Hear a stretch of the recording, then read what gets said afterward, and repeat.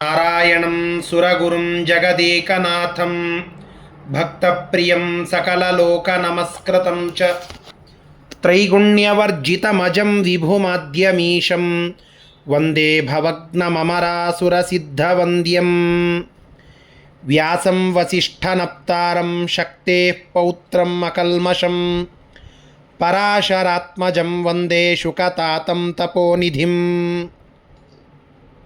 ಶ್ರೀ ಗುರುಭ್ಯೋ ನಮಃ. ಹರಿ ಓಂ. ವಿಷ್ಣು ಸಹಸ್ರನಾಮ ಸ್ತೋತ್ರದ 58ನೆಯ ಶ್ಲೋಕದ ಚಿಂತನೆಯನ್ನು ಇವತ್ತು ಮಾಡೋಣ. ಮಹಾವರಾಹೋ ಗೋವಿಂದ ಸುಷೇಣ ಕನಕಾಂಗದೀ ಗುಹ್ಯೋ ಗಭೀರೋ ಗಹನೋ ಗುಪ್ತಶ್ಚಕ್ರಗದಾಧರ. ಪರಮಾತ್ಮನನ್ನು ಮಹಾವರಾಹ ಅಂತ ಕರೀತಾರೆ. ಪರಮಾತ್ಮ ವರಾಹ ರೂಪದಿಂದ ಆದಿವರಾಹನಾಗಿ ಅವತಾರವನ್ನು ಮಾಡಿದ್ದಾನೆ. ಆದ್ದರಿಂದ ಮಹಾವರಾಹ ಅದು ಪರಮಾತ್ಮ ಅನ್ನೋದು ಪ್ರಖ್ಯಾತವಾದ ಅರ್ಥ. ಆ ಶಬ್ದಕ್ಕೆ ಲಿಟ್ರಲ್ಲಾಗಿ ಅನೇಕ ಅರ್ಥವನ್ನು ನಾವು ತಿಳಿದುಕೊಳ್ಳಬಹುದು. ಮೊದಲನೆಯದ್ದು ವರಾನ್ ದೈತ್ಯಶ್ರೇಷ್ಠಾನ್. ಮಹಾವರಾನ್ ಭಾರೀ ಶ್ರೇಷ್ಠರಾದಂತಹ ದೈತ್ಯರು ಅಂತ ಯಾರ್ಯಾರಿದ್ರೋ, ಬಲಿಷ್ಠರಾದ ಬ್ರಹ್ಮದೇವರಿಂದ ರುದ್ರದೇವರಿಂದ ಅಬದ್ಧತ್ವವನ್ನು ಅಜೇಯತ್ವವನ್ನು ವರವಾಗಿ ಪಡೆದ ಮಹಾದೈತ್ಯರು ಅಂತ ಯಾರೆಲ್ಲ ಇದ್ದರೋ, ಹಿರಣ್ಯಕಶಿಪು ಹಿರಣ್ಯಾಕ್ಷ ಮೊದಲಾದಂತಹ ಮಹಾವರರು, ಆ ಎಲ್ಲ ಬಲಿಷ್ಠರಾದ ಮಹಾವರರನ್ನು ಹಂತಿ ಕೊಲ್ಲುತ್ತಾನೆ. ಆ ಪರಮಾತ್ಮನ ರೂಪ ಮಹಾವರಾಹ. ಹಿರಣ್ಯಾಕ್ಷನನ್ನು ವರಾಹ ರೂಪದಿಂದ ಭಗವಂತ ಸಂಹಾರ ಮಾಡಿದಂತಹ ಕಥೆಯನ್ನು ನಾವಿಲ್ಲಿ ಸ್ಮರಣ ಮಾಡಿಕೊಳ್ಳಬೇಕು. ಭಗವಂತ ಮಹಾವರ, ಅವರ ಅಂತಂದರೆ ಕೆಳಗಿನವರು ಅಥವಾ ಕೆಟ್ಟವರು ಅಂತ ಅರ್ಥ. ಮಹಾ ಅವರ ಭಾರೀ ನೀಚರಾದ, ಅತಿ ನೀಚರಾದ ಕಲ್ಯಾದಯ ತಾನ್. ಭಗವಂತ ಭಾರೀ ನೀಚರಾದಂತಹ ರಾಕ್ಷಸರನ್ನು ಆಹಂತಿ ತಮಸಿ ಪ್ರಕ್ಷೇಪೇಣ ಇತಿ, ತಮಸ್ಸಿಗೆ ಅವರನ್ನು ಕಳಿಸುತ್ತಾನೆ. ಆದ್ದರಿಂದ ಮಹಾವರಾಹ ಅನ್ನೋದು ನೀಚರನ್ನು ತಮಸ್ಸಿಗೆ ಕಳಿಸುವ ಭಗವದ್ರೂಪದ ಚಿಂತನ ಅಂತ ತಿಳಿಸಿಕೊಡುತ್ತಾರೆ. ಗೋವಿಂದ, ಹಿಂದೊಮ್ಮೆ ಈ ಶಬ್ದದ ಅರ್ಥವನ್ನು ನಾವು ತಿಳಿದುಕೊಂಡಿದ್ದೇವೆ. ಗೋ ಅನ್ನುವ ಶಬ್ದಕ್ಕೆ 10 ಅರ್ಥಗಳುಂಟು. ಆ ವಿಚಾರಕವಾಗಿ ಗೋವಿಂದ ಅನ್ನುವ ಶಬ್ದವನ್ನು ನಾವು ತಿಳಿದುಕೊಳ್ಳಬೇಕಾದರೆ ಅನೇಕ ಬೇರೆ ಬೇರೆ ವಿಶಿಷ್ಟವಾದ ಅರ್ಥಗಳನ್ನು ಕೃಷ್ಣನ ವಿಚಾರಕ್ಕಾಗಿ, ನಾರಾಯಣನ ವಿಚಾರಕ್ಕಾಗಿ ನಾವು ಅರ್ಥ ಮಾಡಿಕೊಳ್ಳಲಿಕ್ಕೆ ಸಾಧ್ಯ. ಗಾಂ ನೇತ್ರಂ ಧೃತರಾಷ್ಟ್ರಂ ವಿಂದತಿ ಇತಿ ಗೋವಿಂದ. ಧೃತರಾಷ್ಟ್ರನಿಗೆ ಅನುಗ್ರಹ ಪುರಸ್ಸರವಾಗಿ ಕಣ್ಣನ್ನು ಕೊಟ್ಟ, ತನ್ನ ರೂಪವನ್ನು ತೋರಿಸಿದ ಅಂತ ನಾವು ಕಥೆಯನ್ನು ಕೇಳುತ್ತೇವೆ. ದಿವ್ಯಂ ದದಾಮಿ ತೇ ಚಕ್ಷು ಅಂತ ಅರ್ಜುನನಿಗೆ ಗಾಮ್ ಅನ್ನೋದಕ್ಕೆ ನೇತ್ರ ಅಂತ ಅರ್ಥ. ನೇತ್ರವನ್ನು ಕೊಟ್ಟು, ಅಂದರೆ ದಿವ್ಯವಾದ ಚಕ್ಷುಸ್ಸನ್ನು ಕೊಟ್ಟು, ಕಣ್ಣನ್ನು ಕೊಟ್ಟು, ತನ್ನ ವಿಶ್ವರೂಪವನ್ನು ನೋಡುವ ಸಾಮರ್ಥ್ಯವನ್ನು ಕೊಟ್ಟಂತಹ ಭಗವಂತ ಗಾಂ ವಿಂದತಿ ಇತಿ ಗೋವಿಂದ.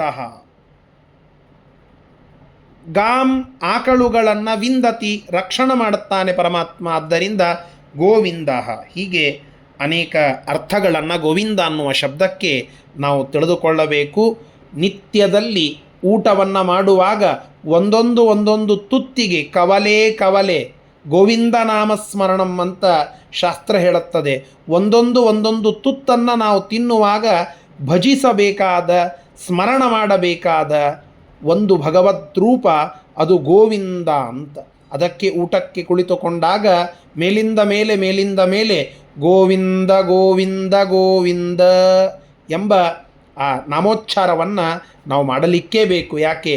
ಪರಮಾತ್ಮ ಆ ಅನ್ನವನ್ನು ನಮ್ಮ ಮನೆವರೆಗೆ ತಂದು ಅದು ಪಕ್ವವಾಗುವಂತೆ ಮಾಡಿ, ಅದು ನಮ್ಮ ದೇಹಕ್ಕೆ ಹಿತವಾಗಿ, ಅದು ರಕ್ತವಾಗಿ, ನಮಗೆ ಶಕ್ತಿಯಾಗಿ, ನಾವು ಮಾಡುವ ಸಕಲ ಕಾರ್ಯಗಳಿಗೆ ಪೂರಕವಾಗಿ ಆಗ್ತಾ ಇದೆ ಅಂದರೆ ಅದರ ಹಿನ್ನೆಲೆ ಭಗವಂತ ಗಾಂ ವಿಂದತಿ, ಭೂಮಿಯನ್ನು ರಕ್ಷಣೆ ಮಾಡುವ ಪರಮಾತ್ಮ ಅಂತ. ಹೀಗಾಗಿ ಕವಲೆ ಗೋವಿಂದ ನಾಮಸ್ಮರಣಂ. ಒಂದೊಂದು ತುತ್ತಿಗೆ ಒಂದೊಂದು ಅಗಳನ್ನು ಭಕ್ಷಿಸುವಾಗ ಆ ಗೋವಿಂದನ ನಾಮಸ್ಮರಣ ಮಾಡಬೇಕು. ಆ ಗೋವಿಂದ ಅನ್ನುವ ಶಬ್ದ, ಅದರ ಸ್ಮರಣೆ ಅಷ್ಟು ಮಹತ್ವವಾದದ್ದು ಅಂತ ತಿಳಿಸ್ತಾ ಇದ್ದಾರೆ. ಸುಷೇಣ ಶೋಭನಾ ಸೇನಾ ಯಸ್ಯ ಸಹ ಸುಷೇಣ, ಶೋಭಿಸುವಂತಹ ಸೇನೆಯನ್ನು, ನಾರಾಯಣೀ ಸೇನೆಯನ್ನು ಉಳ್ಳಂತಹ ಪರಮಾತ್ಮ ಕೃಷ್ಣ ಸುಷೇಣ ಅಂತ ಅನ್ನಿಸಿಕೊಳ್ಳುತ್ತಾನೆ. ಇನ್ನೊಂದು ಶಿಂಗ್ದಾನೆ ಎನ್ನುವ ಧಾತುವಿನಿಂದ ಸುಷೇಣ ಅನ್ನೋದು ಮಹಾದಾನವನ್ನು ಮಾಡುವಂತಹ ವ್ಯಕ್ತಿಯನ್ನು ಪರಮಾತ್ಮ ತಾನು ರಾಮಾವತಾರದಲ್ಲಿ, ಕೃಷ್ಣಾವತಾರದಲ್ಲಿ, ಪರಶುರಾಮ ದೇವರ ಅವತಾರದಲ್ಲಿ ಅನೇಕ ಕಡೆಗೆ ಮಹಾದಾನವನ್ನು ಮಾಡಿದಂತಹ ಪ್ರಸಂಗಗಳನ್ನು ನಾವು ನೋಡುತ್ತೇವೆ. ಅಂತಹ ಮಹಾದಾತೃತ್ವ ಸ್ವತಃ ನಮ್ಮೆಲ್ಲರಿಗೆ ತನ್ನ ಕಾರುಣ್ಯವನ್ನು ಕೊಡ್ತಾನೆ. ಆದ್ದರಿಂದ ಅತಿಶಯೇನ ದಾತ ಇತಿ ಸುಷೇಣ ಅಂತ ಅರ್ಥ. ಕನಕಾಂಗದಿ, ಸುವರ್ಣಮಯವಾದ ಶರೀರವನ್ನು ಉಳ್ಳಂತಹ ಪರಮಾತ್ಮ ಕನಕಾಂಗದಿ ಅಂತ ಅನ್ನಿಸಿಕೊಳ್ಳುತ್ತಾನೆ. ಗುಹ್ಯ, ಗೋಪ್ಯತ್ವಾತ್ ಗುಹ್ಯ, ಗೋಪ್ಯನಾಗಿದ್ದಾನೆ. ಗೋಪ್ಯವಾದ ಶಾಸ್ತ್ರಗಳಿಂದ ಮಾತ್ರ ತಿಳಿದುಕೊಳ್ಳಲಿಕ್ಕೆ ಸಾಧ್ಯ ಭಗವಂತನನ್ನು. ಆದ್ದರಿಂದ ಅರ್ಥಾತ್ ಯೋಗ್ಯತಾನುಸಾರವಾಗಿ ಗುಹ್ಯ ಅಂತ. ಇನ್ನೊಂದು ವಿಶೇಷವಾದ ಅರ್ಥವನ್ನು ಈ ಶಬ್ದಕ್ಕೆ ಹೇಳುತ್ತಾರೆ ಸತ್ಯಸಂಧತೀರ್ಥ ಶ್ರೀಪಾದಂಗಳವರು. ಗುಹನಾಮಕೇನ ಅರ್ಚಿತತ್ವಾತ್ ಗುಹ್ಯ ಅಂತ. ನಾವೆಲ್ಲ ರಾಮಾಯಣದ ಅರಣ್ಯಕಾಂಡದಲ್ಲಿ ಕಥೆಯನ್ನು ಕೇಳುತ್ತೇವೆ. ಗುಹ ಅಂತನ್ನೋ ಒಬ್ಬ ವ್ಯಕ್ತಿ ರಾಮನ ಸ್ನೇಹಿತ, ಒಂದು ಪುಟ್ಟ ಪ್ರಾಂತದ ಅಧೀಶನಾಗಿ ತಾನು ಇದ್ದ. ರಾಮ ವನವಾಸಕ್ಕೆ ಹೋಗುವ ಸಂದರ್ಭದಲ್ಲಿ ಮೊಟ್ಟ ಮೊದಲಿಗೆ ಆ ಗಂಗಾ ನದಿಯನ್ನು ದಾಟುವ ಸಂದರ್ಭದಲ್ಲಿ ಮೊದಲಿಗೆ ಬಂದದ್ದು ಈ ಗುಹನ ಬಳಿಯಲ್ಲಿ. ಆ ಗುಹನಿಂದ ರಾಮದೇವರು ಸೇವಿತರಾದಂತಹ ಕಥೆ ನಾವು ಕೇಳುತ್ತೇವೆ. ಗುಹ ರಾಮ ಬಂದದ್ದನ್ನು ನೋಡಿ ತನ್ನ ಸಿಂಹಾಸನದ ಮೇಲೆ ಕೂಡಿಸಿ ಆ ರಾಮದೇವರ ಪಾದಪೂಜೆಯನ್ನು ಮಾಡಿ ತನ್ನ ಎಲ್ಲ ಜನರಿಗೆ ಆ ರಾಮದೇವರ ಪಾದಪ್ರಕ್ಷಾಲನದ ನೀರನ್ನು ಸಿಡಿಸಿ ನಾವೆಲ್ಲ ಪುನೀತರಾದೆವು ಅಂತ ಹೇಳಿ ರಾಮದೇವರಿಗೆ ನಾವು ಸಿದ್ಧ ಮಾಡಿ ಆ ಗಂಗಾ ನದಿಯನ್ನು ದಾಟಿ ಮುಂದೆ ಹೋಗುವುದಕ್ಕೆ ಅನುಕೂಲ ಮಾಡಿಕೊಟ್ಟಂತಹ ಮಹಾಭಕ್ತ ಗುಹನ ಕಥೆಯನ್ನು ರಾಮಾಯಣ ತಿಳಿಸ್ತದೆ. ಅಂತಹ ಗುಹನಿಂದ ಅರ್ಚಿತನಾದಂಥವನು ಗುಹ್ಯ ಅಂತ. ಇದು ವಿಶೇಷವಾದ ಅರ್ಥ ನಾವಿಲ್ಲಿ ತಿಳಿದುಕೊಳ್ಳಬಹುದು. ಗುಹ್ಯ ಅಂತ. ಗಭೀರ ಅಂದರೆ ಗಂಭೀರ ಅಂತ. ಭಗವಂತ ಗಂಭೀರನಾಗಿ ಇದ್ದಾನೆ, ಗಂಭೀರವಾದ ರೂಪವನ್ನು ಉಳ್ಳವನಾಗಿದ್ದಾನೆ. ಆದ್ದರಿಂದ ಗಂಭೀರ ಅಂತ. ಇನ್ನೊಂದು ಗಮಲ್ಋಗತೌ ಭಾದೀಪ್ತೌ ಅನ್ನುವ ಒಂದು ಧಾತು ಈ ಸಂದರ್ಭದಲ್ಲಿ ನಾವು ಚಿಂತನೆ ಮಾಡಿದಾಗ ವಿಶೇಷವಾದ ಕಾಂತಿಯನ್ನು ಉಳ್ಳವನು ಎಂಬುವ ಅರ್ಥವನ್ನು ಕೂಡ ನಾವಿಲ್ಲಿ ತಿಳಿದುಕೊಳ್ಳಬಹುದು. ಇಂತಹ ಗಂಭೀರನಾದ ಭಗವಂತನ ರೂಪ ಅಂತ ಸ್ಮರಣವನ್ನು ಮಾಡಿಕೊಳ್ಳಬೇಕು. ಗಹನಃ, ಭಗವಂತ ಗಹನನಾಗಿ ಇದ್ದಾನೆ ಅಂದ್ರೇನು? ಜ್ಞಾತುಂ ಅಶಕ್ಯತ್ವಾತ್ ಗಹನಃ, ಸರಳವಾಗಿ ಆ ಪರಮಾತ್ಮನನ್ನು ತಿಳಿದುಕೊಂಡು ಮುಗಿಸಿಬಿಡಬಹುದು ಅಂತ ಸಾಧ್ಯವೇ ಇಲ್ಲ. ಆಲೋಢ್ಯ ಸರ್ವಶಾಸ್ತ್ರಾಣಿ ವಿಚಾರ್ಯ ಚ ಪುನಃ ಪುನಃ. ನಮಗೆ ಭಗವಂತ ಧ್ಯೇಯ ಅಂತ ಗೊತ್ತು ಮಾಡಿಕೊಳ್ಳಿಕ್ಕೆ ಸರ್ವಶಾಸ್ತ್ರಗಳ ಆಲೋಡನ ಮಾಡಬೇಕಂತೆ, ವಿಚಾರ ಮಾಡಬೇಕಂತೆ. ಇಷ್ಟೆಲ್ಲ ಮಾಡಿದಾಗ ಒಂದು ಲಭ್ಯವಾಗ್ತದೆ, ನಾರಾಯಣ ಧ್ಯೇಯನಾಗಿದ್ದಾನೆ ನಮಗೆ ಅಂತ. ಇದು ತಿಳ್ಕೊಳ್ಳಿಕ್ಕೆ ಇಷ್ಟೆಲ್ಲ ಕಥೆ ಇದೆ. ಇನ್ನು ಪರಮಾತ್ಮನ ಸ್ವರೂಪವನ್ನು ತಿಳಿದುಕೊಳ್ಳುವ ಸಾಮರ್ಥ್ಯ ಅದು ಎಷ್ಟು ಕಷ್ಟ, ಅದು ಎಷ್ಟು ಗಹನ.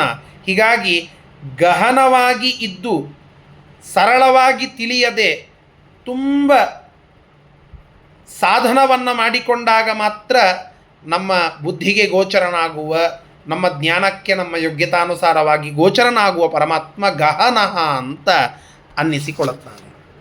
ಗುಪ್ತಃ, ಗುಪ್ತ ಅನ್ನೋದಕ್ಕೆ ಅರ್ಥವನ್ನು ಬರೀತಾರೆ, ಅಯೋಗ್ಯಾನ್ ಜನಾನ್ ಪ್ರತ್ಯಾಚ್ಛಾದಿತಃ. ಅಯೋಗ್ಯರಾದಂತಹ ಜನರನ್ನು ದೂರ ಸರಿಸುವಂತಹ ಆ ಭಗವಂತ ಗುಪ್ತಃ ಅಂತ ಅನ್ನಿಸಿಕೊಳ್ಳುತ್ತಾನೆ. ಚಕ್ರಗದಾಧರ, ಪರಮಾತ್ಮ ಸುಂದರವಾದ ರೂಪ, ಚಕ್ರವನ್ನು ಗದೆಯನ್ನು ಧಾರಣ ಮಾಡಿದ್ದಾನೆ.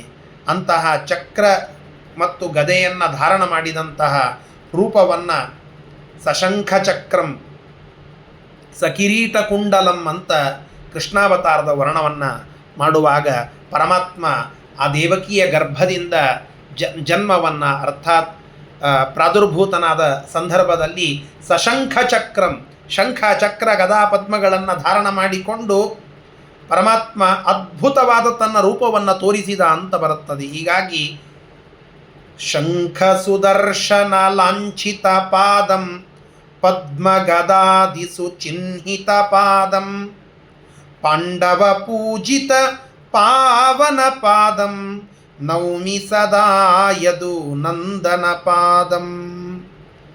ಈ ರೀತಿಯಾಗಿ ಶಂಖ ಚಕ್ರ ಗದಾ ಪದ್ಮಗಳಿಂದ ಪರಮಾತ್ಮ ಶೋಭಿಸ್ತಾನೆ. ಅದೇ ಹೆಸರು ಚಕ್ರ ಗದಾಧರ ಅಂತ ಬಂದಿದೆ. ಈ ಎಲ್ಲ ಭಗವಂತನ ವಿಶೇಷವಾದ ನಾಮಗಳ ಚಿಂತನೆ ಈ ಶ್ಲೋಕದಲ್ಲಿ ಬಂದಿದೆ. ಈ ಶ್ಲೋಕದಿಂದ ಪ್ರತಿಪಾದ್ಯನಾದ ಪರಮಾತ್ಮ ನಮ್ಮನ್ನು ರಕ್ಷಿಸಲಿ ಅಂತ ನಾವು ಪ್ರಾರ್ಥನೆಯನ್ನು ಮಾಡೋಣ. ಶ್ರೀಕೃಷ್ಣಾರ್ಪಣಮಸ್ತು. ಹರಯೇ ನಮಃ.